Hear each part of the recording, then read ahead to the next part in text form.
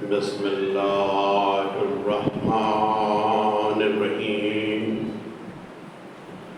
الحمد للہ الذی ہدانا لہذا وما كنا لنهتدی لولا ان ہدانا اللہ لقد جاءت رسل ربنا بالحق والصلاة والسلام على النبي الأمي الخاتم لما سبق والفاتح لمن ولق المؤمن الحق بالحق بالقاسم محمد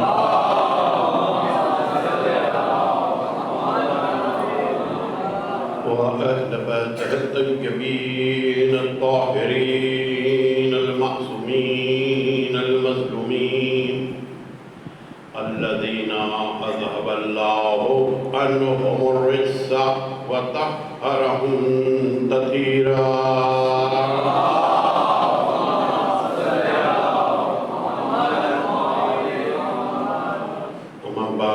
فقد قال الله تبارك وتعالى في كتابه المجيد وفرقان الحميد بسم الله الرحمن الرحيم ومن أحسن دينا ممن أسلم وجهه لله وهو محسن واتبع ملة إبراهيم حنيفا واتخذ الله إبراهيم خليلا صلوات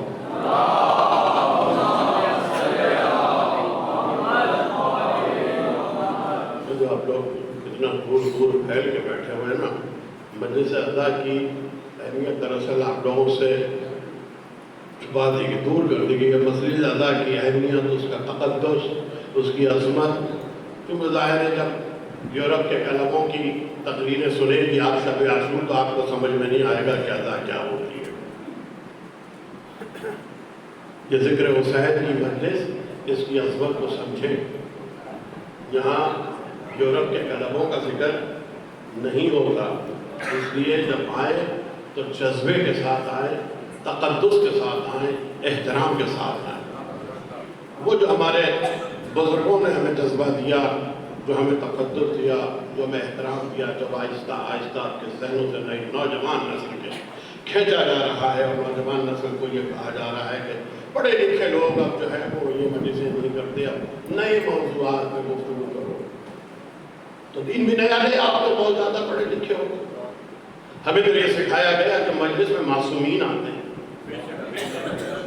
تو جس مجلس میں معصومین آتے ہیں اس مجلس کی کوئی اہمیت کوئی عظمت یعنی نصیب والوں کو وہ فرش ملتا ہے کہ جہاں معصوم آ کے بیٹھے اور ہم بھی وہاں بیٹھ جائیں ہم جیسے گناہگار لوگ ہم جیسے خطاکار لوگ ہماری یہ حیثیت ہمارا یہ مقام کہ ہم اس فرش پہ بیٹھیں جہاں معصوم بیٹھے سمجھیے اس عظمت کو حسین کی کوئی اور ایسا مقام نہیں ہے مرتبہ نہیں ہے جہاں ہم معصوم کے ساتھ جا کے بیٹھ سکیں یہ اعزاز دیا ہے معصوم نے مجلسوں کی صورت میں اس عظمت کو کھونا وہ باہر بیٹھے ادھر بیٹھے ادھر بیٹھے ادھر بیٹھے سب وقت ہو گیا مجلس ختم ہو گئی تو آ گئے پہلے بھی میں نے کہیں کسی مقام پر یہ بات کہی تھی کہ جب اسکول لگتا ہے کہ اسکول کی باؤنڈری ہوتی ہے کلاس روم ہوتا ہے تو بچہ آیا وہ باؤنڈری میں گھومتا رہے دوسرے دن دوبارہ آیا اب کلاس میں آیا تو استاد نے پوچھا کل کہاں تھے قسم میں تو آیا تھا آئے تھے تو کہاں تھے حاضری تو نہیں لگی میں باؤنڈری میں گھوم رہا تھا تو حاضری باؤنڈری میں گھومنے کی نہیں لگتی کلاس روم میں آنے کی لگتی ہے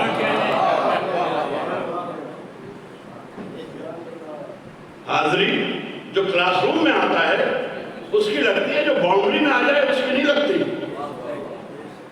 سرکار بھیج ایک مرتبہ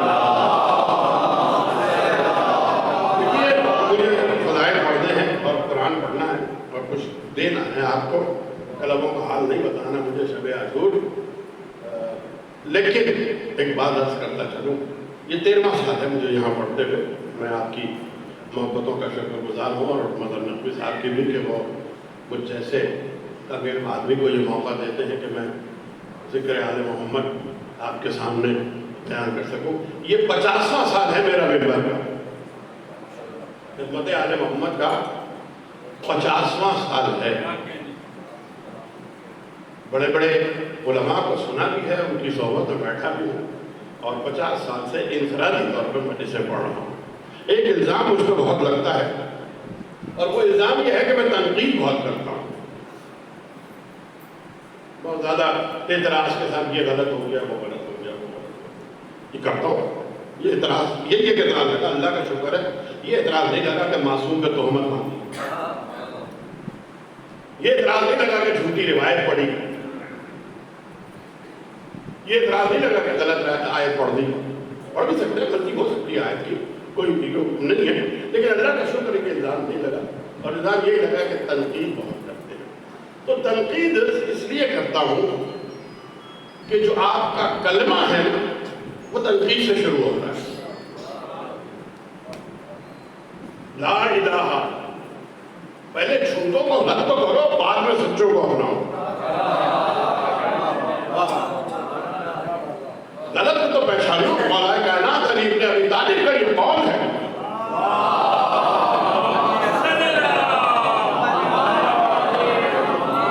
تم قرآن کو سمجھ نہیں سکتے جب تک کہ اس کے چھوڑنے والے کو پہچان نہ لو. تم صراط مستقیم پہ چل نہیں سکتے جب تک کہ اس سے بھٹکنے والے کو نہ دیکھ لو. تو پھر تم مجلسوں کی حقیقت کو سمجھ نہیں سکتے جب تک کہ مجلسوں سے ہٹانے والے کا چہرہ تمہارے سامنے بے نقاب نہ ہو جائے. اس لیے ضروری ہے. اور امام جعفر صادق صلوات اللہ علیہ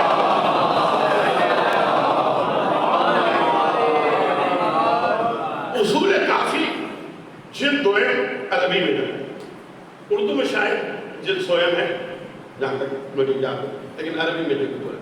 اس میں سرکار ختم مرتبہ سے یہ روایت بیان کرتے ہیں امام جعفر صادق کہ جو عالم دین میں شک اور پیدا کرے اور بدعت پیدا کرے اس سے کثرت سے تبرہ کرو، اس پہ کثرت سے تبرہ کرو. اور لفظ سب استعمال کیا ہے، اور سب صرف اس کے لیے نہیں آتا علیحدگی کے لیے، برات کے لیے، سب کا لفظ گالی کے لیے نہیں ہے نا. امیر مالک شام جو ہے وہ حضرت علی کا سب و شتم کیا کرتا تھا. لفظ سب ہے جو بدعت ہے، جو دین میں کہے گا صاحب ماڈرن لوگ ہیں صاحب. اب یورپ کے کلبوں کا حال بیان ہوگا، اب کراچی کی یونیورسٹیز کا حال بیان ہوگا، امام حسین کا حال بیان ہوگا. اور سنا لوگوں نے ماشاءاللہ بڑے غیرت مند لوگ تھے. ہمارے بزرگوں نے ہمیں یہ سکھایا، یہ تمیز، یہ تہذیب، یہ ادب سکھایا تھا کہ باپ اگر اپنی بیٹی کو کسی بات پر ٹوکنا چاہے، کوئی چیز غلط دیکھے، کوئی لباس میں، کوئی لہجے میں، کوئی زبان میں کوئی چیز، تو باپ کبھی بیٹی کو خود نہیں ڈانٹتا تھا، خود نہیں کہتا. بیوی سے کہتا تھا کہ اس کو بتاؤ یہ نہیں کرنا. یہ ہماری تہذیب تھی. جب باپ اپنی بیٹی کے سامنے بات نہیں کر سکتا تو بھرے مجمع میں ماں بہنوں کے سامنے یہ گفتگو کیا کہنے. سبحان اللہ، سبحان اللہ. یہ آپ نے کچھ نہ کچھ تو کلپ سنا ہی ہوگا. پہلا جرم تو یہ تھا کہ معصوم پہ تہمت مانی. اور اب یہ سارا سلسلہ کہ شب عاشور گھر کسی کے اجڑ جائے، کسی کا باپ مر جائے، آپ جا کے کہیں گے کہ تم اپنی بیٹی کی تربیت صحیح کرو کہ یونیورسٹی میں پڑھ رہی ہے، یونیورسٹی کے حالات خراب ہیں، کہیں گے آپ کسی کے باپ کی میت رکھی ہو اس سے جا کے کہیں گے کہ شہر کے حالات بڑے خراب ہیں، آوارگی پھیل رہی ہے، تو اپنی بیٹیوں کی حفاظت کرو، یہ کہیں گے. جب اپنے باپ کے مرنے پہ نہیں کہیں گے تو حسین آپ کے باپ سے کیا کم ہے کہ حسین کا جنازہ شب عاشور رکھی ہے. شب عاشور قیامت کی رات ہے آل محمد پر. یہ بیان ہو رہا ہے اور سننے والے سن رہے ہیں اور پڑھوانے والے پڑھوا رہے ہیں. خیر اس میں بعد میں گفتگو کروں گا انشاءاللہ. یہ 5 مجلسیں میری ہیں یہاں 20 محرم سے 24 محرم تک. موضوع میرا کچھ اور ہے تفصیلی کتب، لیکن اس پہ میں روشنی ڈالوں گا. سورہ مبارک ہے نساء کی 125ویں آیت کی تلاوت کا میں نے شرح حاصل کی ہے. وَمَنْ أَحْسَنُ دِينًا، اس سے بہتر دین کس کا ہے؟ مِمَّنْ أَسْلَمَ وَجْهَهُ لِلَّهِ، جس نے اپنا چہرہ اللہ کے لیے جھکا دیا، جس نے تسلیم و رضا کے لیے سر جھکا دیا اللہ کی بارگاہ میں. وَهُوَ مُحْسِنٌ، اور وہ احسان کرنے والا ہے. یعنی پروردگار کہہ رہا ہے ہوا محسن، وہ احسان کرنے والا ہے جس نے اللہ کی بارگاہ میں سر تسلیم کو خم کر دیا. اور پھر جملہ کہا وَاتَّبَعَ مِلَّةَ إِبْرَاهِيمَ حَنِيفًا، اتباع کرو ابراہیم کی ملت کی، اس لیے کہ وہ حنیف ہے. وَاتَّخَذَ اللَّهُ إِبْرَاهِيمَ خَلِيلًا، ہم نے ابراہیم کو اپنا خلیل چن لیا. آیت پڑھ دی میں نے، ترجمہ کر دیا. ذرا سا اور چاہیے. 5 یا 6 مقامات پر یہ لفظ ہے. براہ راست سرکار ختمی مرتبہ احمد مجتبیٰ محمد مصطفیٰ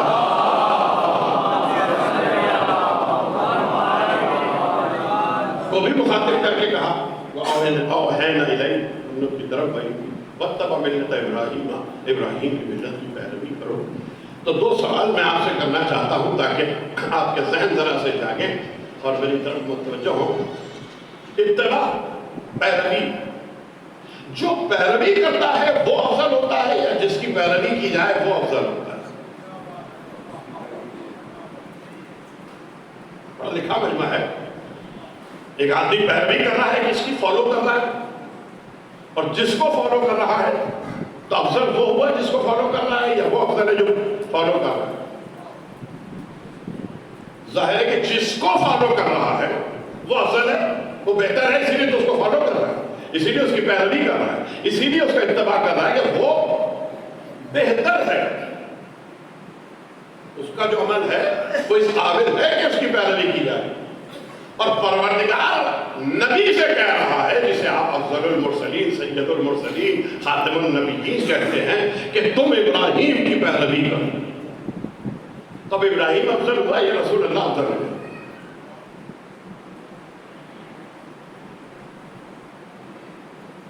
گھبرا گئے آپ؟ محمد علیہ محمد فلنتر سلوہ.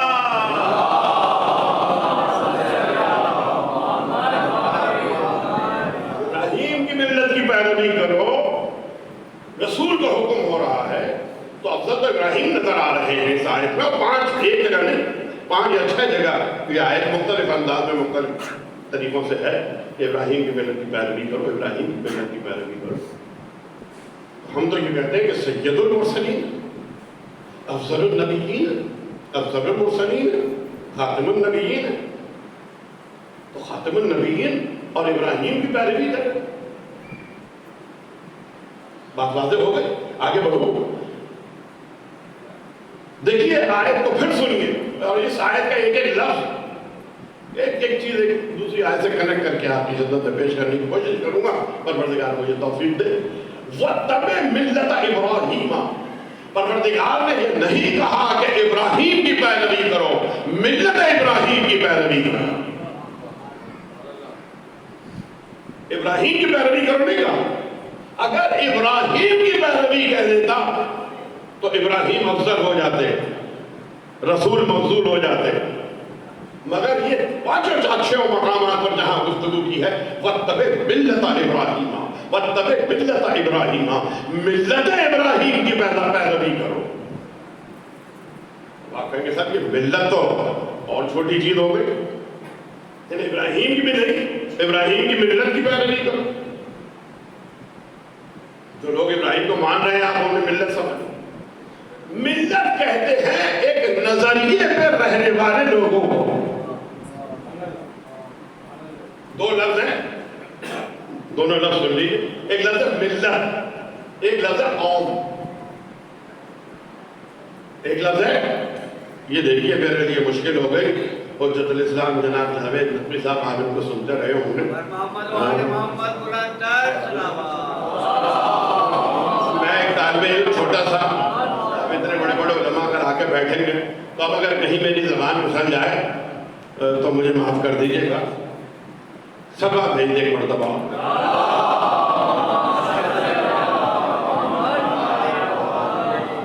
وَاتَّبِعْ مِلَّتَ إِبْرَاهِيمَ، ملت ابراہیم کی پیروی کرو۔ ملت کہتے ہیں ایک نظریے پہ قائم لوگوں کو،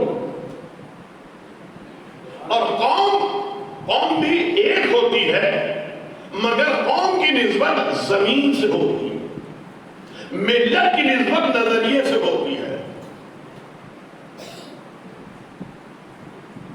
کچھ آپ کی خدمت میں میں عرض کرنا چاہتا ہوں، ملت جب کہا جائے تو ایک نظریے پہ جمع لوگ، اور قوم جب کہا جائے تو ایک زمین سے، ایک علاقے سے، ایک ملک سے منسلک لوگ، یہ ایک ہی نظریے پہ بھی ہو سکتے ہیں اور مختلف نظریے پہ بھی ہو سکتے ہیں۔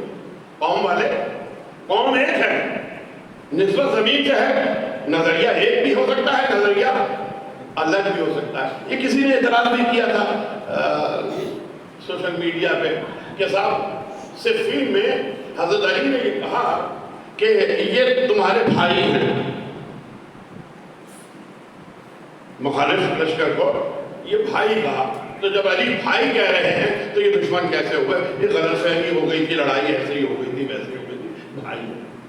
اچھا پورا قرآن اٹھا کے دیکھ لو، جب پروردگار نے انبیاء کا ذکر کیا ہے، ہود کا، سمود کا، عاد کا، تو کیا کہا؟ ہم نے ان کے بھائی کو اس قوم کی طرف بھیجا، تو وہ قومیت کا بھائی ہے، ملت کا بھائی نہیں ہے۔ یعنی زمینی اعتبار سے ایک زمین پہ رہنے والے وہ آپس میں بھائی ہیں، لیکن نظریے میں بھائی نہیں ہیں۔ نظریے میں وہ بھائی ہے جو پاکستان میں بھی رہتا ہے، اگر ہندوستان میں بھی رہتا ہے، ایران میں بھی رہتا ہے، افریقہ میں رہتا ہے، امریکہ میں رہتا ہے، نظریہ ایک ہے تو بھائی ہے، نظریہ ایک نہیں ہے۔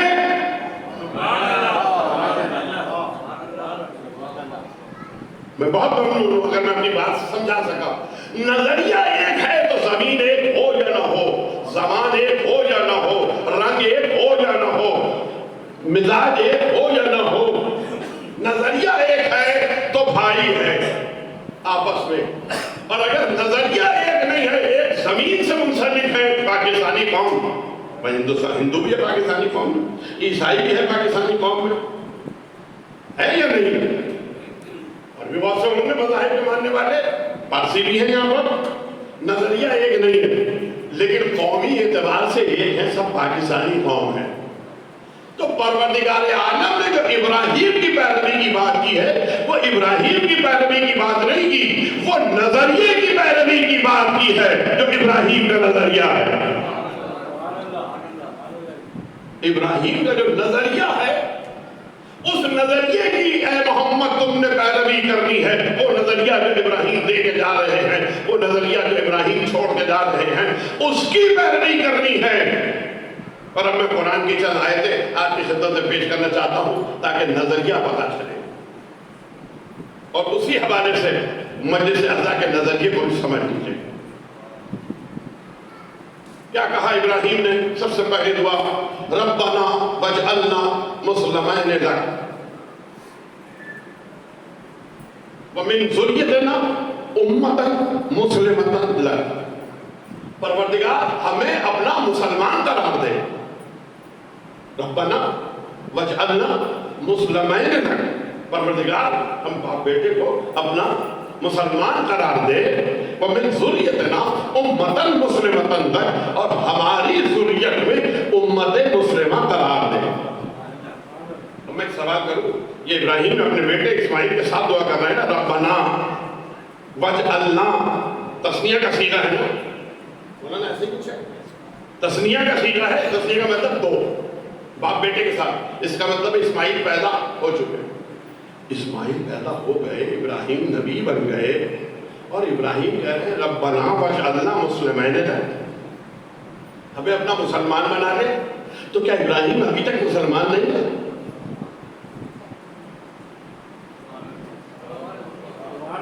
پھر تھوڑی سی توجہ دیکھیے، کچھ قرآن سے کچھ پیش کر رہا ہوں. ربنا وجعلنا مسلمین لک، پروردگار ہم دونوں باپ بیٹوں کو اپنا مسلمان قرار دے. تو کیا ابراہیم ابھی تک مسلمان نہیں ہے؟ کیا ابھی تک اللہ کو نہیں مانتے ابراہیم جو کہہ رہے ہیں کہ مسلمان قرار دے؟ کہ یہ وہ اسلام نہیں ہے لا الہ الا اللہ کہنے والا. یہ اسلام سر تسلیم کو خم کرنا ہے کہ جب تمہیں کچھ کہا جائے تو وہاں تمہاری پیشانی میں بھر نہ آئے، سوال کوئی نہ آئے، بس تسلیم کرتے چلے جانا. وہ منزل کیا ہے؟ میں ابھی منزل پیش کروں گا. یعنی یہاں یہ نہیں لا الہ الا اللہ کہنا نہیں، جب تمہیں کوئی حکم دیا جائے اس حکم میں تسلیم کرنا. آیت ہم نے کیا پڑھی تھی؟ وَمَنْ أَحْسَنُ دِينًا مِمَّنْ أَسْلَمَ. اب اسلمہ کے معنی سمجھیے گا، وہ نہیں تو اسلام لایا، نہیں، جس نے سر تسلیم خم کیا. جو حکم ملے جاؤ ابراہیم بیوی کو چھوڑ دو، تو سوال یہ نہیں ہے کہ بیوی اور بیٹے کو اس جنگل میں اکیلے کیسے چھوڑ کے جاؤ، سوال نہیں ہے، لیکن تسلیم کی منزل پر ہے ابراہیم. ابراہیم تسلیم کی منزل پر ہے، اس منزل پر ہے جہاں سوال بھی نہیں، شک بھی نہیں، جہاں اگر خواب بھی آ جائے تو ابراہیم یہ نہ سوچے کہ یہ خواب ہے. تسلیم کی اس منزل پر. اور دوسری چیز اس آیت میں پیش کی ربنا وجعلنا مسلمین لک ومن ذریتنا امتا مسلمتا، میری ذریت میں امت مسلمہ قرار دے پروردگار، اور نبوت کے سلسلے کو میری ذریت میں قرار دے. تو ابراہیم کا نظریہ، پہلا نظریہ یہ ہے کہ وہ جو تسلیم خم مجھے ملا ہے وہ مجھ تک نہیں محدود رہے، میری ذریت میں آگے بڑھے. اور محمد و آل محمد بآواز بلند صلوات.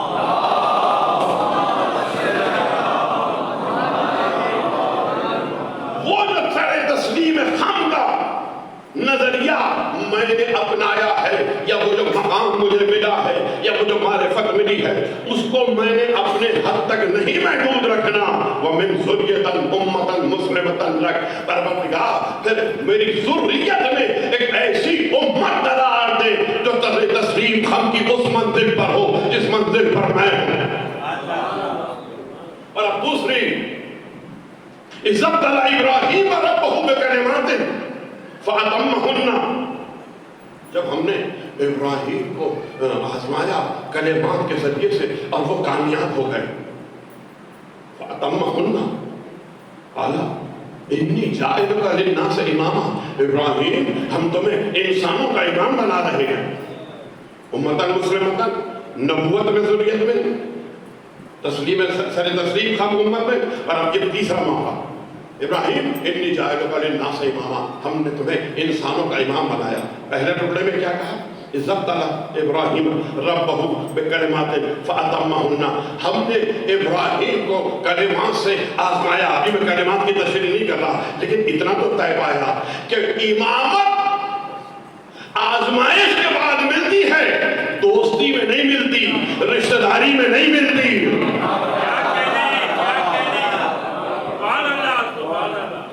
کوئی یہ سمجھے کہ پڑوس میں بیٹھ جانے سے مل جائے، کوئی یہ سمجھے کہ رشتہ داری میں مل جائے، کوئی یہ سمجھے کہ دوستی میں مل جائے. آؤ قریبی دوستی بنا لیتے ہیں، امامت مل جائے گی. نہیں، پروردگار نے آغاز ہی میں اعلان کر دیا جب تک کہ آزمائش سے نہیں گزرو گے اس وقت تک امامت نہیں مل سکتی.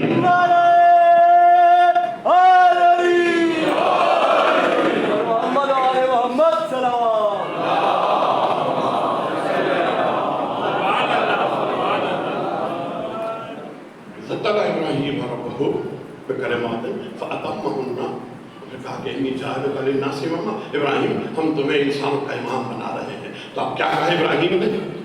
وَمِن ذُرِّيَّتِي، اور پروردگار میری ذریت میں دیکھیے یہ آیت بڑی عجیب آیت ہے.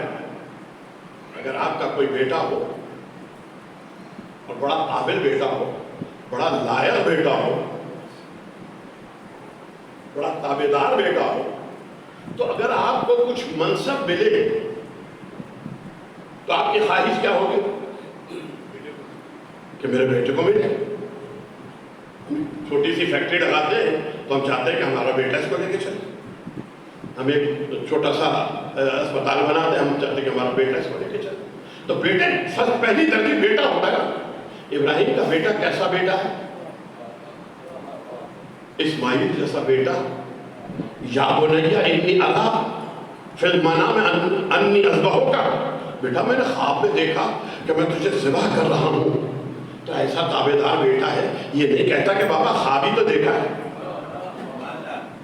یہ ہے تسلیم. وہ جو اسلام چل رہا ہے نا بھائی, تو میں اسے ذہن میں رکھیے, گھر سے آگے نہیں جانا.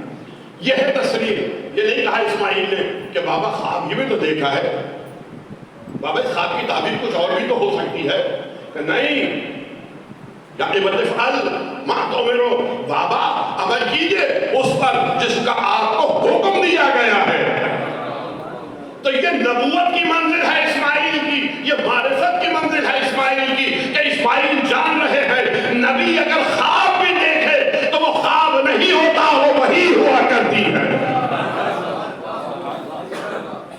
خواب بھی دیکھ رہا ہے تو وہ خواب نہیں ہے, وہ وحی ہے, حکم الہی ہے. یا ابتفعل ما تؤمرو, بابا جس امر کا آپ کو حکم دیا گیا, جو امر کیا گیا ہے آپ کو, جو حکم دیا گیا اس پہ عمل کیجئے. ایسا تابعدار بیٹا. اور ابراہیم یہ نہیں کہتے کہ میرے بیٹے کو امام بنو. جو مرنے کے لیے تیار ہو جائے باپ کے خواب پر, جان دینے کے لیے تیار ہو جائے باپ کے خواب پر, ابراہیم یہ نہیں کہتے کہ اسماعیل کو امام بنا دے. میں کہوں گا ابراہیم اتنے تابعدار بیٹے, اتنا تسلیم خم کرنے والا بیٹا, اتنا معرفت رکھنے والا بیٹا, اس کے لیے امامت نہیں تسلیم کر رہے, مانگ رہے, بلکہ من ذریتی. وجہ کیا ہے؟ کہا کہ اگر اسماعیل کے لیے امامت مانگوں گا مل تو جائے گی, لیکن میری نگاہیں دیکھ رہی ہیں اس امامت کو قیامت تک کے لیے جانا ہے. تو میں نہیں چاہتا کہ میری ذریت سے باہر امامت چلی جائے, اس لیے وہ من ذریتی کہا ہے. اب قیامت تک امامت میری ذریت میں باقی رہے, قیامت تک ذریت میں باقی رہے گی. آگے جملہ پروردگار ہے لا ینال عہد الظالمین. ابراہیم ظالمین تک یہ منصب نہیں پہنچے گا. تو اس کا مطلب ہے کہ ابراہیم کی ذریت میں کچھ ظالمین نہیں ہیں. اگر ظالمین نہ ہوتے تو پروردگار یہ نہ کہتا کہ لا ینال عہد الظالمین. تو اب ابراہیم کی ذریت میں دو سلسلے چلے ہیں, ایک ظالمین کا سلسلہ چلا ہے, ایک امامت کا سلسلہ چلا ہے. جہاں امامت نظر آ جائے وہاں ظلم نہیں ہے, اور جہاں امامت نہ ہو وہاں ظلم ہی ظلم ہے. جہاں امامت نہ ہو وہاں ظلم ہی ظلم ہے, اور جہاں ظلم ہے وہاں امامت نہیں ہے. تو اب سمجھ میں آیا کہ ہمارا کل بھی امام تھا, ہمارا آج بھی امام ہے, ہمارا کل بھی امام ہوگا. ہم کبھی بے امام کے نہیں رہے, اس لیے کہ جس کا امام نہ ہو وہ ظالمین میں شمار ہوا کرتے ہیں.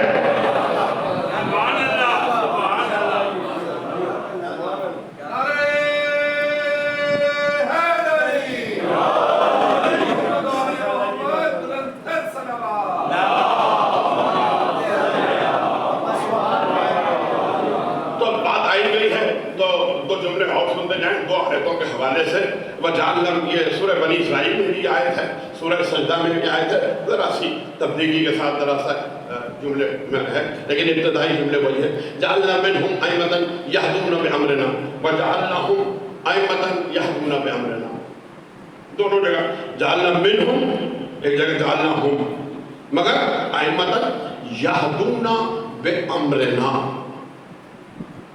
قرآن مجید میں پروردگار عالم نے یہ فیصلہ کر دیا، یہ قانون بنا دیا، امام تم نہیں بناؤ گے، امام ہم بنائیں گے۔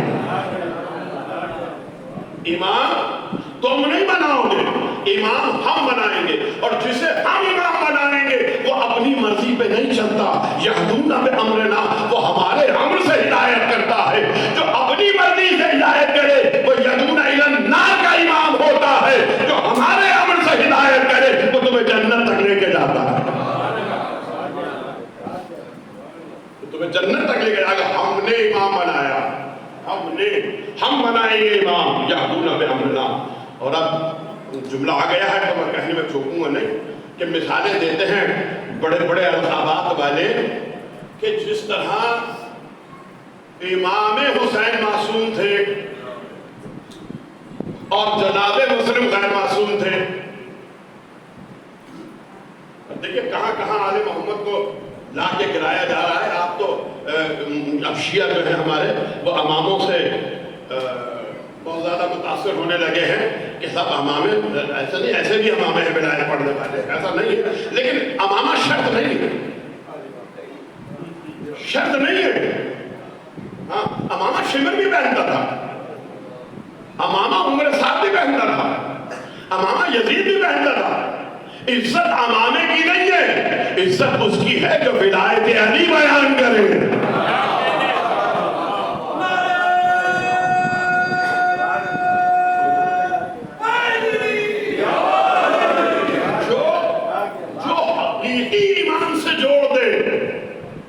امامہ نہ بھی پہنتا ہو تو سب آنکھوں پر، وہ ٹوپی پہنے، شیروانی پہنے، وہ شلوار کرتا پہنے، وہ پینٹ شرٹ پہنے۔ اگر امام حقیقی کی طرف لے کے جا رہا ہے تو ہمارے سر کا تاج ہے، ہمارے سر کا تاج ہے۔ اب دیکھیے آدھا سچ کیسے بیان کیا جاتا ہے جو 1400 سال پہلے مسلمانوں نے کیا تھا وہ اب شیعہ کے نام پر ہو رہا ہے۔ قسم جس طرح کوفے والوں نے مسلم کے غیر معصوم کے ہاتھ پر بیعت کی تھی ویسے امام زمانہ کی بیعت اس غیر معصوم کے ہاتھ پہ ہو۔ پہلا جملہ تو یہ سنتے جائیے، کہنے والے کو عصمت کا کہ معنی نہیں مانی، بڑی ذمہ داری سے کہہ رہا ہوں۔ ہاں میں نے کہا 50 سال گزر گئے، بڑی بڑی باتیں کرتے ہیں کہ عربی کی غلطیاں میں نکالتا ہوں کہ ممبر پر بیٹھ کے کیا غلطی کی، نماز جنازہ میں کیا غلطی کی، لیکن دعویٰ نہیں کرتا ہے، کوئی علم نہیں ہے۔ لیکن بہرحال علماء میں بیٹھا ہوں تو کچھ سیکھا ہے، اور یہ آل محمد کا صدقہ ہے جو دیا ہے، ان کا صدقہ انہوں نے دیا، ہماری کیا حیثیت ہے، چن لیا انہوں نے۔ تو امامت کا کہ جو ان کی بھی بیعت ایسی ہے جیسے مسلم کی بیعت تھی امام حسین کے ہاتھوں۔ مسلم جب کوفے سے گئے، مسلم، اب سنیے گا یہ دونوں باتیں سنیے، جب مسلم کوفے سے گئے تو امام حسین نے کیا کہا؟ مسلم لوگوں کے مسائل حل کرنا، مسلم لوگوں کو نماز پڑھانا۔ یہ جو کہتے ہیں نا مسلم حکومت حاصل کرنے گئے تھے، کسی تاریخ کی کتاب میں دکھا دو مجھے کہ یہ کہا ہو کہ دارالعمارہ پہ قبضہ کر لینا، کسی کتاب میں دکھا دیں کہ مسلم سے کہا ہو کہ دارالعمارہ پہ قبضہ کر لینا۔ یہ آدھا سچ جو بیان کیا جاتا ہے نا، مسلم سے نماز پڑھانا، بیٹھے میں آدمی اگر غلط کہہ رہا ہوں تو لوگوں کے مسائل کرنا۔ اور تیسرا جملہ یہ تھا کہ مسلم اب جو تمہارے سامنے حالات ہو تو اس کا فیصلہ تم حالات کو مد نظر رکھ کے خود کرنا۔ جملہ ہے تم فیصلہ کرنا۔ تو حسین کی نس ہے مسلم کے لیے، نس سمجھتے ہیں، یعنی معصوم کسی کے لیے نس دے دے کہ یہ ہے میرا نمائندہ، میرے سر آنکھوں پر، اس کی جوتیاں میرے سر پر۔ اگر معصوم کی نس مل جائے، ہماری کیا ضرورت ہے کہ معصوم کسی کے لیے کہیں، مگر وہ نہ کرنا جو ضیاء الحق نے کیا تھا۔ اس نے کیا کیا تھا جب وہ ریفرینڈم کر رہا تھا؟ اس نے کہا آپ اسلام کو پسند کرتے ہیں؟ انہوں نے کہا ہاں صاحب، کون ہے جو کہے گا کہ میں اسلام کو پسند نہیں کرتا؟ اگر اچھا اسلام کو پسند کرتے تو مجھے ووٹ دیجیے. تو بھائی تمہیں کس نے ٹھیکیدار بنایا اسلام کا؟ اسلام تو پسند کرتے لیکن تمہیں کس نے ٹھیکیدار بنایا؟ تو بھائی اگر نص امام زمانہ ہے کسی کے لیے تو اس کی جوتیاں میرے سر پر. اس سے بڑا اعزاز کیا ہوگا؟ لیکن اگر نص نہیں ہے تو پھر مسلم سے کیسے ملا رہے ہو؟ یہ آدھا سن یہاں بھی ہو رہا ہے. جو پورا اشرا ہوتا رہا یہاں پر فلسطین کو رو رہے ہیں. فلسطین 8 محرم کو امام بارگاہ میں جھنڈے لہرائے گئے, مجلس روک کے فلسطین پہ تقریر ہوئی اور امام حسین نے کہا ہے مظلوموں کا ساتھ دو. اب مظلوم ہے فلسطین, اور ایک بدنسب نے, بدنسب کہوں گا میں, اس سے زیادہ جملہ میں نے استعمال کیا, بدنسب ہے جس نے علی اصغر اور شہزادی سکینہ سے ملایا فلسطین کے بچوں کو اور عورتوں کو. موجود ہے, سنا دوں گا اگر آپ کہیں گے. بدنسبی ہو سکتا ہے. میں نے ابھی کسی مجلس میں نے کہا ہماری IRC میں کریکر مارا گیا تھا 2-3 سال پہلے. ایک چھوٹا سا بچہ شہید ہوا تھا. لوگ میری تقریریں سن کے منہ نیچے کر لیتے ہیں کہ یہ تنقید کر رہا, میں تنقید تو کروں, اس لیے کہ جب غیر شیعہ نظریے سے کوئی ہٹے گا تو میرا کام یہ ہے کہ نظریے کی حقیقت بتا دینا. بتانا میرا کام ہے, منوانا میرا کام نہیں. کوئی مانے یا نہ مانے, میرا کام پہنچا دینا ہے. وما علینا الا البلاغ. تو وہ جو بچہ 6 مہینے کا شہید ہوا تھا, کسی خطیب, کسی ذاکر, کسی انجمن, کسی ماں باپ نے کہا کہ یہ علی اصغر کے برابر ہے. سید تھا, شہید ہوا, بے گناہ شہید ہوا, 6 مہینے کا تھا, شاید آگے پیچھے کچھ گود کا بچہ تھا. کسی نے نہیں کہا. جب سید زادہ علی اصغر کے برابر نہیں ہو سکتا, جب سید زادہ, تو یہ فلسطین کے خارجی جو علی کو چوتھا بھی نہیں مانتے, یزید کے باپ کو چوتھا اور یزید کو 5واں مانتے, یہ 10 محرم کو شرابیں پینے والے, عید منانے والے. حسین نے کہا ہے مظلوم کا ذکر کرو. حسین نے, قرآن نے کہا ہے وَلَا تَقْرَبُوا الصَّلَاةَ, نماز کے قریب مت جاؤ. قرآن کی آیت ہے نا, ہے کہ نہیں ہے؟ قرآن کیا ہے نا, آدھی ہے لیکن ہے تو نا. وہ دوسرا ٹکڑا کیا ہے؟ وَيْلٌ لِّلْمُصَلِّينَ, وائے ہو نمازیوں پر, نمازیوں پہ وائے ہو, نماز کے قریب نہ جاؤ. تب آپ کہیں گے پڑھ کے مولانا یہ خیانت نہ کرے, آیت پوری پڑھے. وَلَا تَقْرَبُوا الصَّلَاةَ وَأَنْتُمْ سُكَارَىٰ, جب تم شراب پیے ہوئے ہو تو نماز کے قریب نہ جاؤ. آدھا سچ کتنا خراب ہوتا ہے, آپ نے دیکھا؟ آدھا سچ کتنا خراب ہوتا ہے. وَأَنْتُمْ سُكَارَىٰ اگر میں نکال دوں, نہ بتاؤں, تو نوجوان نسل کہے گی قرآن میں ہے نماز کے قریب نہ جاؤ, لہذا نماز نہ. وَيْلٌ لِّلْمُصَلِّينَ, وائے ہو نمازیوں پر جو چھوٹی چھوٹی گھر میں مانگے گی چیزیں پڑوسیوں کو نہیں دیتے, ان کی نماز پر وائے ہو. تو اگر میں آدھا سچ بیان کروں تو سب نماز ہی چھوڑ کے بھاگ جائیں. تو یہی آدھا سچ بیان ہو رہا ہے. وہ مظلوم ہیں فلسطین والے, مظلوم ہیں. امام حسین نے کہا کہ مظلوم کا ساتھ دو جہاں بھی ہو مظلوم کا. اچھا تو پھر عبداللہ بن زبیر کا یوم کیوں نہیں مناتے؟ مظلوم مارے ہیں نا مکے میں, کعبے میں 4 دن تک لاش لٹکی رہی. مناؤ ان کا یوم, کیوں نہیں مناتے؟ کہا نہیں, وہ تو آل محمد کے خلاف تھا. وہ جتنے دن مکے میں اس کی حکومت رہی, اس نے درود نہیں بھیجا آل محمد پہ, کہ آل محمد کی ناک بلند ہوتی ہے, اس لیے نہیں منائیں گے. یہی تو اصول ہم بتا رہے ہیں. کیسے ہی قتل ہو, کیسے ہی قتل ہو, کتنے ہی ظلم سے قتل ہو, اگر آل محمد کا مخالف ہے, اگر آل محمد کا دشمن ہے, تو وہ مظلوم نہیں ہے, وہ پھر بھی ظالم ہی ہے.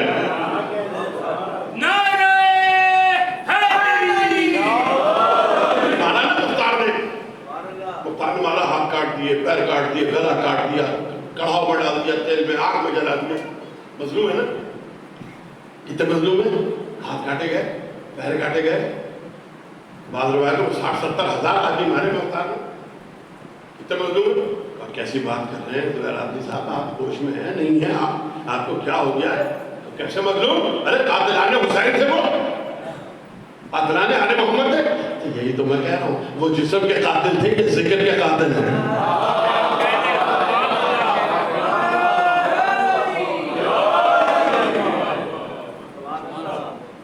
وہ جسم کے قاتل تھے، یہ ذکر کے قاتل ہیں، اور صرف وہ ذکر کے قاتل نہیں ہیں جو فلسطین میں ہیں۔ تو میں نے بتا دیا، وہ چوتھا بھی نہیں مانتے، وہ دشمن ہیں، عید مناتے ہیں 10 محرم کو۔ اور میں نے کہا بھی تھا ابھی کہ ہندوستان ایک غیر مسلم ملک ہے، امریکہ ایک غیر مسلم ملک ہے، اٹلی، جرمنی، یہ سب غیر مسلم ہیں نا؟ ان میں سے کون سا ایسا ملک ہے جہاں امام بارگاہ نہیں اور عزاداری نہیں ہوتی؟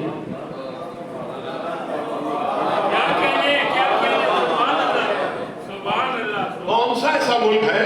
خود ہندوستان جس کو کہتے ہیں کہ مسلمانوں کا بہت بڑا دشمن، ایسی عزاداری ہوتی ہے؟ آپ سوچ نہیں سکتے۔ ہندو جو کرتے ہیں، ہندو جو تعاون کرتے ہیں ہندو عزاداری میں، پھر امریکہ میں تو آپ دیکھ ہی رہے ہیں، آج کل یورپ میں دیکھ رہے ہیں، آپ جرمنی میں، اٹلی میں، جاپان میں جو اللہ کو نہیں مانتے امام بارگاہ ہے، مجلس ہوتی ہے۔ ملیشیا میں امام بارگاہ ہے، کنشاسا میں امام بارگاہ ہے، نہیں مانتے وہ، پکے وہ ہیں، لیکن امام بارگاہ ہے، عزاداری میں تم کرو، ہم نہیں مانتے۔ دنیا کا واحد ملک فلسطین ہے جہاں نہ امام بارگاہ ہے نہ عزاداری ہوتی ہے۔ دنیا کا واحد ملک ہے جہاں نہ عزاداری ہوتی ہے اور نہ کوئی امام بارگاہ۔ وہ کہتے ہیں الحمدللہ ہمیں کوئی شیعہ نہیں۔ ان کو آپ مظلوم کہہ رہے ہیں، حسین کے ذکر برابر لا کے کھڑا کر رہے ہیں کہ صاحب ہوگا ممبر کا ذکر، مظلوموں کا ذکر ہے، تو اور کسی مظلوم کا تو نہیں ہوتا۔ یہ فلسطین سے کہاں سے پیسہ آ رہا ہے؟ اچھا کہتے کیا ہیں؟ وہ صاحب یہ MI6 کے ایجنٹ ہے، پیسہ آ رہا ہے اس لیے یہ ذکر کو روک رہے ہیں فلسطین میں۔ عجیب بات یہ ہے کہ جو MI6 کے ایجنٹ ہیں، جن کو پیسہ آ رہا ہے، وہ تو بیچارے غربت کی زندگی ہم سی گزار رہے ہیں، اور جو KGB کے ایجنٹ ہیں جو 80 گز سے نکل کر 400 600 گز کے مکانات میں پہنچ گئے، ان سے پوچھو یہ پیسہ کہاں سے آیا؟ یہ پجیرو، یہ ویگو، یہ ڈالے 12 چل رہے ہیں، یہ کہاں سے آ رہا ہے؟ تو میں نے ایک جملہ کہا تھا، بس میں پھر اپنے موضوع کی طرف واپس آ جاؤں گا، اس بیچ میں یہ بات آئے گی ضرور، میں جب بھی مجلس پڑھوں گا، کوئی پڑھائے یا نہ پڑھائے، میں یہ ضرور ذکر کروں گا۔ ایک بات میں نے کہی تھی، بڑی محبت ہے نا آپ کو فلسطین سے، بڑی محبت ہے، بڑے مظلوم ہے نا، بڑے آپ ان کے چاہنے والے ہیں۔ ایک کسی نے کروڑ روپیہ لیا عشرہ کا، کسی نے 60 لاکھ لیا، کسی نے 40 لاکھ لیا، کسی نے 25 لاکھ لیا۔ ارے اپنے عشرے کے آدھے پیسے وہاں بھجوا دو نا، بھجوا دو۔ صاحب ہم نے اس سال اتنا عشرے میں کمایا ہے، ہم دے رہے ہیں آدھا فلسطین کی محبت میں۔ اچھا کہتے ہم کو ہے کہ ہم خون حسین بیچتے ہیں، ہم خون حسین بیچتے ہیں۔ یہ آتے صرف 10-15 دن کے لیے، مہینے بھر کے لیے، محرم کے لیے، یا سال بھر کیوں نہیں آتے آپ؟ باقی 10 مہینے کیوں نہیں آتے آپ؟ آگے تبلیغ کرنی ہے نا آپ کو، یورپ کے کلبوں کا حال بتانا ہے نا شب عاشور، تو 10 مہینے پڑے میں آئیے خدمت کیجئے مسلمانوں کی، شیعوں کی، انہیں آگاہ کیجئے کیا ہو رہا ہے دنیا میں۔ نہیں 10 مہینے نہیں آئیں گے، پیسے نہیں ملتے نا۔ تاجران خون حسین ہم ہیں، پیسوں کے لیے وہ آتے ہیں، ہم تو سال بھر یا خدمت کرتے ہیں، سال بھر کرتے ہیں۔ کوئی مر جائے، کسی کا سوئب، کسی کا 40واں، کسی کی کوئی پرابلم ہو، رات کے 2 بجے فون آتا ہے، ہمارے اس مسئلے کا حل بتا دیجیے، ہم تو کر رہے ہیں خدمت۔ مگر جو آئی صرف 10 دن کے لیے پیسے کمانے رہے، وہ بار بار ممبر سے بیٹھ کے کہتا ہے خون حسین بیچ رہے ہیں، خون حسین کے سوداگر ہیں۔ تو عزیزان محترم، نظریہ ابراہیم کیا ہوا؟ ایک مرتبہ سلوات بھیج دیجیے تو ہمیں۔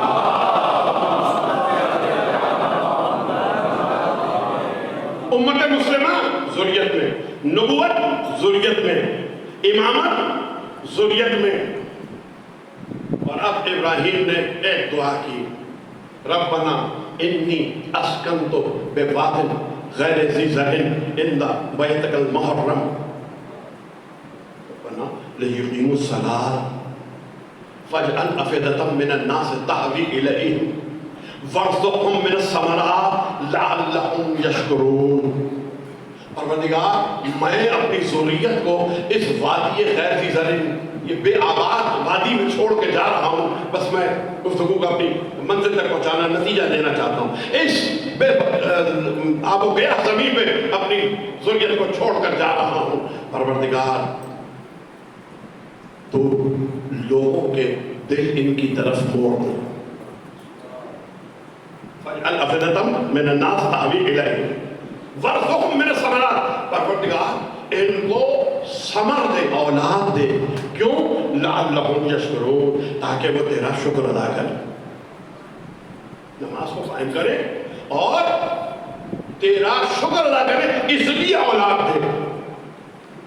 اب ابراہیم کا نظریہ سمجھ میں آئے کہ جتنے منصب ہیں وہ میری ذریت میں چلیں گے اور میری ذریت اللہ کی راہ میں قربانی دے گی، دین کو قائم کرے گی. پروردگار تو انہیں اولاد دے، ثمر اولاد. پروردگار تو انہیں اولاد دے تاکہ وہ شکر ادا کرے. تب تاریخ انسانیت میں اسی قرآن کی روشنی میں ایک آدمی ایسا ہے جس نے اولاد کو قربان کرنے کے لیے مانگا اور شکر ادا کیا. وَوَصَّيْنَا الْإِنسَانَ بِوَالِدَيْهِ حَمَلَتْهُ أُمُّهُ كُرْهًا وَوَضَعَتْهُ كُرْهًا وَفِصَالُهُ 13 ہم نے انسان کو وصیت کی والدین کے بارے میں. اس کی ماں نے اسے تکلیف میں رکھا اور تکلیف سے جانا، رکھا بھی تکلیف سے پیٹ میں اور چنا بھی تکلیف سے. یعنی جب پیدا ہوا تو ماں کو خوشی نہیں ہوئی. کون سی ایسی ماں ہے کہ جس کے ہاں بیٹا پیدا ہوا ہو اور اس ماں کو بجائے خوشی کے آنکھوں میں آنسو آئے. حتی اذا بلغ اشدہ وبلغ 40 سنہ، پھر وہ بچہ جو ماں کے ہاں پیدا ہوا تھا اور ماں کی آنکھ میں آنسو آئے تھے، جب وہ جوان ہوا اور وہ 40 سال کا ہوا، اب بلغ 40 سنہ 40 سال کا ہوا، تو اس نے اپنے پروردگار سے دعا کی، رب اوزعنی ان اشکر نعمتک التی علی وعلی والدی. پروردگار مجھے وہ صلاحیت دے، وہ توفیق دے کہ میں تیری نعمتوں کا شکر ادا کروں جو تو نے مجھے اور میرے والدین کو دی تھی. اور اس کے بعد کہا کہ مجھے ایک ایسا بیٹا دے، ایک ایسا پھل دے کہ جو میں تیرا شکر ادا کر سکوں. ابراہیم نے کہا تھا نا، ان کو ثمر دے، پھل دے، انہیں اولاد دے تاکہ وہ شکر ادا کرے. یہ حسین ہے جو بیٹا مانگ رہے ہیں کہ پروردگار ایسا بیٹا دے کہ ابراہیم نے تو آنکھوں پہ پٹی باندھی تھی، میں اپنے بیٹے کے سینے پہ برچھی دے دوں. تاریخ انسانیت کو ایسا بات نہیں ملے گا. مکتب میں ایک روایت پڑھ رہا تھا کسی کتاب میں، حسین مسجد میں بیٹھے ہوئے تھے. ایک مرتبہ علی اکبر آئے اور علی اکبر نے باپ سے کہا، چھوٹے تھے علی اکبر، راوی کہتا بابا سے کہا کہ مجھے انگور اور کیلے کھانے ہیں، انگور اور کیلے کھانے ہیں. علی اکبر نے باپ سے فرمائش کی. راوی کہتا ہے کہ نہ کیلوں کا موسم تھا نہ انگور کا موسم تھا. میں نے کہا کہ بیٹے نے باپ سے فرمائش کی ہے. ایک مرتبہ حسین نے وہ جو ستون ہوتا ہے، ستون کے پیچھے یوں ہاتھ کیا، انگور بھی حاضر ہو گئے اور کیلے بھی حاضر ہو گئے. حسین نے بیٹے کو انگور بھی دے دیے، کیلے بھی دے دیے. میں نے روایت پڑھی، دیر تک روتا رہا، دیر تک روتا رہا. ہائے حسین، اگر نہ دے پاتے کیلا اور انگور تو حسین کے پاس جواز تھا، موسم نہیں ہے بیٹا. لیکن حسین نے اختیار بتایا کہ دینے پہ آئے تو بے موسم کا پھل دے دیتے ہیں. لیکن میری نگاہ میں وہ وقت گزرا جب علی اکبر میدان سے لوٹ کے آئے اور آ کے بابا سے کہا، بابا آپ نے میری جنگ دیکھی؟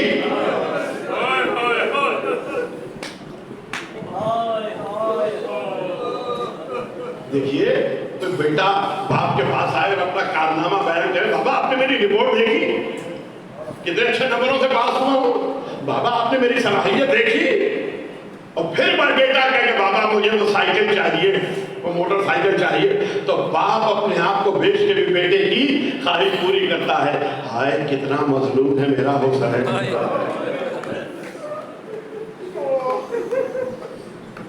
کتنا مظلوم ہے میرا حسین کہ بیٹا کوئی قیمتی چیز نہیں مانگ رہا. بابا میں نے جنگ دیکھی. ہاں بیٹا تمہاری جنگ دیکھی، کیوں نہ ہو، حیدر کرار کے پوتے ہو. بابا اگر 2 گھونٹ پانی کے مل جاتے،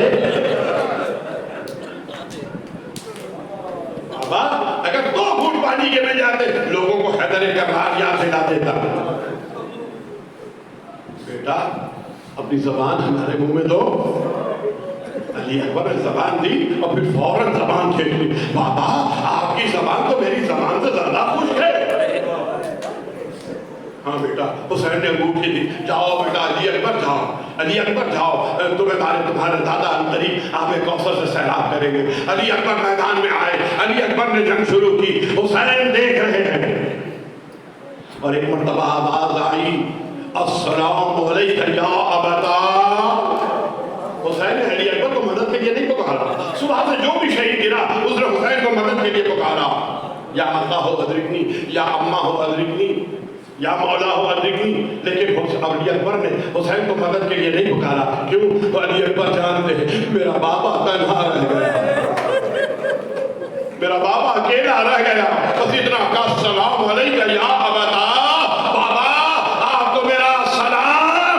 حسین جو صبح سے گھوڑے پہ سوار ہو کے جاتے تھے، ایڑ لگا کے دوڑاتے ہوئے، اور شہید کے پاس پہنچتے تھے اور شہید کے لاشے کو اٹھاتے تھے اور لے کر حسین آتے تھے، خیمے میں گودانے قتلگاہ میں رکھتے تھے. جب علی اکبر نے آواز دی حسین سوار نہ ہو سکے، حسین سوار نہ ہو سکے. عباس کے جانے سے کمر ٹوٹ چکی تھی، علی اکبر کے جانے سے آنکھوں کی بینائی جاتی رہی.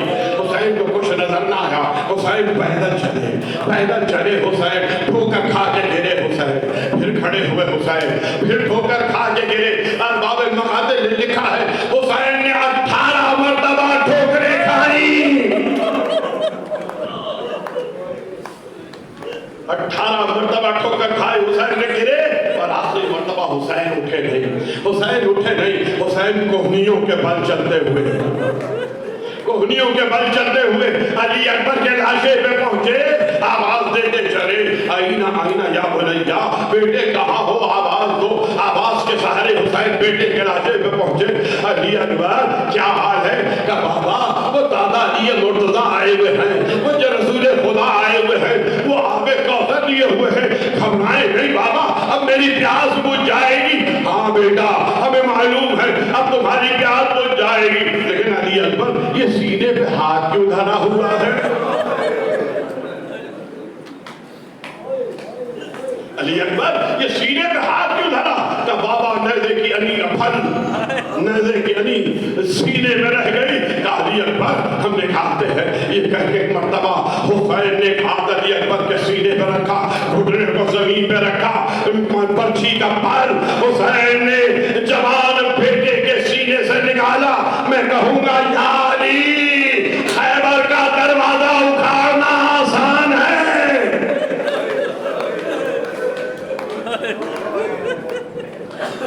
بیٹے کے سینے سے پرچی کا پھل نکالنا مشکل ہے. حسین نے پرچی کا پھل کھینچا، علی اکبر کا کلیجہ باہر آ گیا. بیٹے نے باپ کی نگاہوں کے سامنے دم توڑا. اب حسین چاہتے ہیں کہ بیٹے کے لاشے کو اٹھائے. ایک مرتبہ دونوں ہاتھ حسین نے علی اکبر کے نیچے دیے، بیٹے کو اٹھانا چاہا، حسین نہ اٹھا سکے. 3 مرتبہ کی ناکامی کے بعد حسین کہتے علی اکبر، علی اکبر، علی اکبر، بیٹے سے باپ کا جنازہ اٹھا